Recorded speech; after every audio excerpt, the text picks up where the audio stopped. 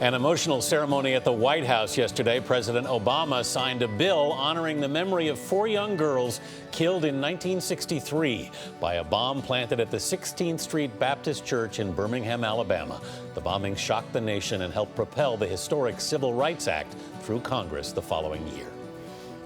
Now, those children were among the youngest, but certainly not the only victims of white supremacist violence in 1963. Civil rights leader Medgar Evers was murdered in his own front yard in Jackson, Mississippi. At the time of his death, he was deep in a battle to change the face of television. Randall Pinkston reports.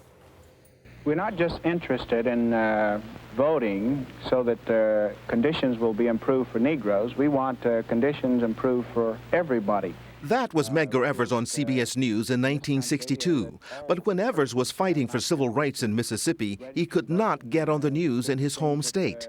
Myrlie Evers was his wife and the mother of their 3 children. Your husband was the field secretary of the NAACP. Was he ever asked to comment on civil rights matters by TV stations? In Mississippi? Yes. No, of course not.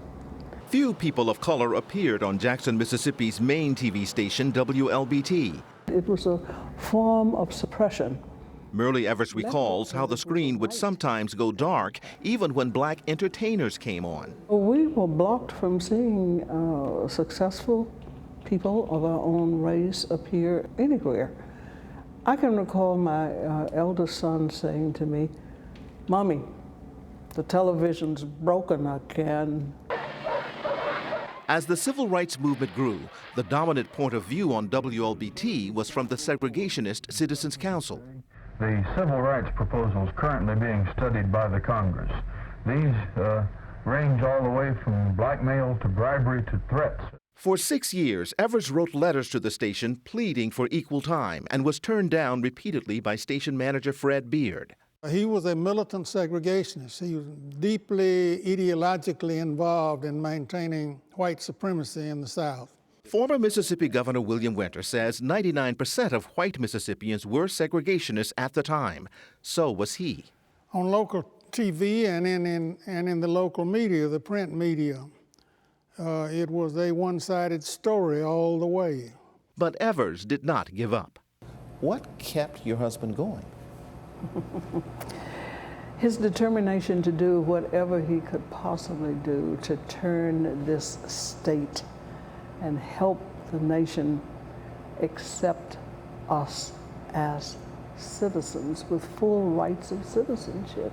Here in Jackson, there is not one single Negro policeman. Evers sued the city of Jackson to desegregate schools and called for equal access to public accommodations. Then on WLBT, Jackson Mayor Alan Thompson criticized the NAACP as outside agitators. Evers was finally granted time to respond May 20th, 1963. The setting is different, but this is the room where Medgar Evers made his historic speech at WLBT. It was the first time Mississippians had seen a local African-American perspective on civil rights. Evers spoke for 17 minutes. We were unable to find a recording of the speech. Mrs. Evers read excerpts. The Negro has been in America since 1619. This country is his home. Let me appeal to the conscience of many silent, responsible citizens of the white community who know that a victory for democracy in Jackson will be a victory for democracy everywhere. Many white viewers who flooded the station's switchboard were outraged. WLBT. Will you please get the damn off there? There's just one damn thing the Supreme Court can't make me do is look at that black son of a. What are you people of Mississippi gonna do? Just stand by and let the take over? They better get his black off, or I'm gonna come up there and take him off. Myrlie Evers believes her husband's groundbreaking speech made him a more visible target. I can't emphasize enough the fact that if you challenged any tradition, certainly in Mississippi, your life was on the line. 1 month after his TV appearance, Evers was killed by an assassin's bullet. He was 37. The National Archives in Maryland retains the records of Evers' quest for equal time. It became a legal battle that ultimately forced the Federal Communications Commission to revoke WLBT's license and award it to new owners who shared Evers' vision. his efforts began the process that opened the doors to people who had been shut out.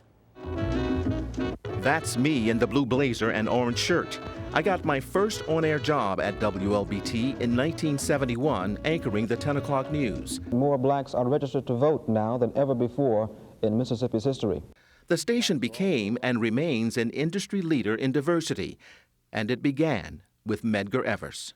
He was the man on the horse out there leading the charge and gave courage and encouragement and support to people who largely had been without hope. We broke barriers, and more people of color did away with their fear and joined in the movement to crush segregation. Randall Pinkston, CBS News, Jackson, Mississippi. What a great story. And what I also like about it is we see Randall Pinkston's career come full circle. He looked very sharp in that suit back then, by the way. I came up with the ranks with Randall, through the ranks with Randall. That was his final story for CBS News after some 30 years. One of the great gentlemen of this business. He will be missed here at CBS. Thanks, Randall.